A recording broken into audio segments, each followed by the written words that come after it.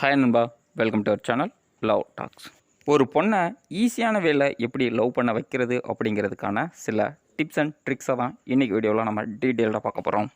சேனலுக்கு புதுசாக இருந்தால் மறக்காமல் சேனலை சப்ஸ்கிரைப் பண்ணி சப்போர்ட் பண்ணுங்கள். நம்ம சேனலோட நோக்கம் நெகட்டிவ் மைண்ட் செட்டில் இருக்கிற பசங்களை பாசிட்டிவ் மைண்ட் செட்டுக்கு மாற்றுறது மட்டும்தான்.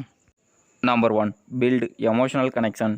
மேக்ஸிமம் பெண்களுக்கு தன்னுடைய நீட்ஸை ஃபுல்ஃபில் பண்ணுற ஆண்களை விட தான் கூட எமோஷனலாக கனெக்ட் ஆகிற ஆணை ரொம்ப ரொம்ப பிடிக்கும்.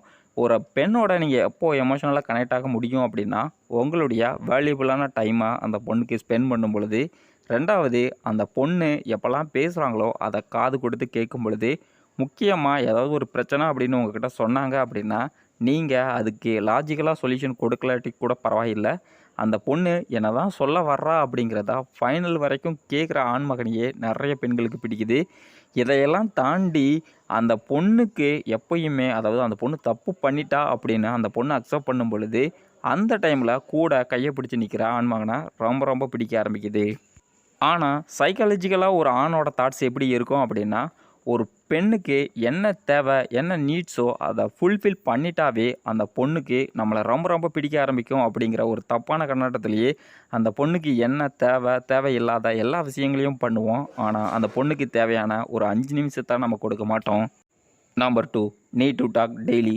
ஏன் ஒரு பொண்ணுக்கிட்ட நீங்கள் தினமும் பேசணும் அப்படின்னா, இதுக்கு பின்னாடி ஒரு மிகப்பெரிய சைக்காலஜிக்கல் ரீசன் இருக்குது.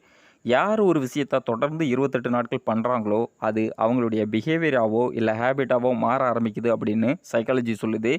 அது மட்டும் கிடையாது, நீங்கள் ஒரு பொண்ணுக்கிட்ட டெய்லி பேசுகிறீங்க அப்படின்னா அந்த பொண்ணு ஆட்டோமேட்டிக்காக உங்கள் கூட கம்ஃபர்டபுளாக மாற ஆரம்பிப்பாங்க.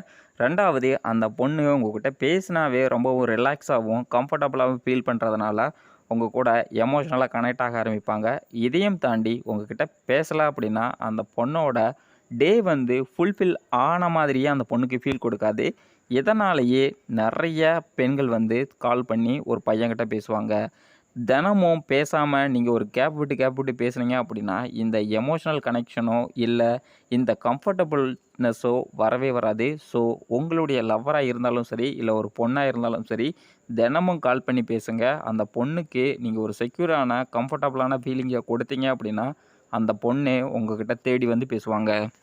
Number 3, caring is the way of express the love. நிறைய பசங்கள்கிட்ட இருக்கிற பிரச்சனை என்ன அப்படின்னா, நம்மளுக்கு ஒரு பொண்ணை அவ்வளோ பிடிக்கும், ஆனால் பிரச்சனை என்ன அப்படின்னா எப்படி எக்ஸ்ப்ரெஸ் பண்ணுறது அப்படிங்கிறது தெரியாது. அது தெரியாமல் அந்த பொண்ணை நிறைய கண்ட்ரோல் பண்ணுவோம், தொடர்ந்து சண்டை போட்டுக்கிட்டு இருப்போம். இதனாலேயே அந்த பொண்ணுக்கும் நமக்கு இடையில மிகப்பெரிய மிஸ் அண்டர்ஸ்டாண்டிங் உருவாக ஆரம்பிக்கும். நமக்கு அவ்வளோ பிடிச்சிருந்தும் அந்த பொண்ணை வந்து தினமும் சண்டை போட்டு அந்த பொண்ணை டார்ச்சர் பண்ணுற மாதிரியான ஒரு ஃபீலிங்ஸை கொடுப்போம். கடைசியில் நம்மளே அந்த பொண்ணுக்கிட்ட இருந்து டிஸ்டன்ஸ் ஆக ஆரம்பிப்போம். இந்த மாதிரியான பிரச்சனையை நீங்கள் அவாய்ட் பண்ணணும் அப்படின்னா அந்த பொண்ணை நீங்கள் கேர் பண்ணுங்கள்.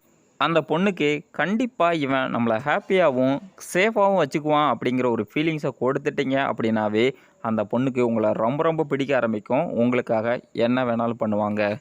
Number 4, understand hair feelings and emotions. பொண்ணுங்க பொதுவாகவே ரொம்பவும் சாஃப்டான ஒரு கேரக்டர். என்ன தான் போல்டான பொண்ணாக இருந்தாலும் நம்ம சொல்கிற ஒரு வார்த்தை அவங்கள ஹாப்பியாகவும் மாற்றும், அளவும் வச்சிரும். அப்படி இருக்கிற சூழ்நிலையில் நீங்கள் பேசுகிற ஒவ்வொரு வார்த்தையும் அவங்கள ஹாப்பியாக மாற்றுற வார்த்தையாக இருக்கணும். அதை தவிர அழ வைக்கிற வார்த்தையாக நீங்கள் பேசுனீங்க அப்படின்னா கண்டிப்பாக அந்த பொண்ணுக்கும் உங்களுக்கும் இடையில ஒரு கேப் உருவாக ஆரம்பிக்கும். அந்த கேப் நாளடைவில் அவங்கள பிடிக்காமையே போக ஆரம்பிக்கும். நீங்கள் வந்து அந்த பொண்ணுக்காக பார்த்து நிறைய விஷயங்கள் பண்ணுவீங்க, ஆனால் உங்களுடைய வார்த்தைகள் வந்து அந்த பொண்ணை உங்ககிட்ட இருந்து தூரமாக எடுத்துகிட்டு போகும். Number 5, focus on small things, don't wait for big one. நிறைய பசங்க பண்ணுற மிகப்பெரிய மிஸ்டேக்ஸ் என்ன அப்படின்னா, ஒரு பொண்ணு அப்படின்னா கண்டிப்பாக காஸ்ட்லியான பொருளை மட்டும்தான் எக்ஸ்பெக்டேஷன் பண்ணுவாங்க அப்படிங்கிற ஒரு திங்கிங். நிறைய பொண்ணுங்களுக்கு காஸ்ட்லியான பொருட்கள் பிடிக்கவே பிடிக்காது. எக்ஸாம்பிள் சொல்லணும் அப்படின்னா, சின்ன மல்லிகைப்பூ கொடுத்தாவே அந்த பொண்ணு இம்ப்ரெஸ் ஆகிடுவாங்க, சர்ப்ரைஸ் ஆகிடுவாங்க, உங்க மேலே அவ்வளோ லவ்வாக கொட்டுவாங்க.